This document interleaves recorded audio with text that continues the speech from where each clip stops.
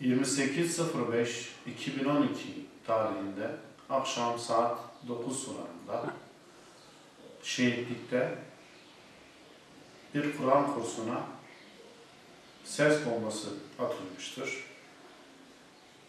Kime ait olursa olsun bir yerde Kur'an eğitimi veriliyorsa, Kur'an kursu veriliyorsa buraya yapılacak saldırıyı şiddetle lanetliyoruz. Biz Hürder olarak İslami değerlere yapılacak bütün saldırılara lanetleme yoluyla yaklaşıyoruz.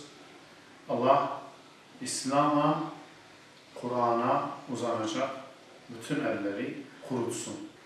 Bu tür saldırıların Müslümanları provoke etmek,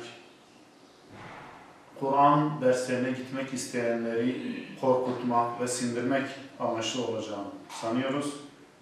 Bu her iki amaç doğrultusunda da yapılmış olsa sonuçta yine bir İslam'a saldırıdır.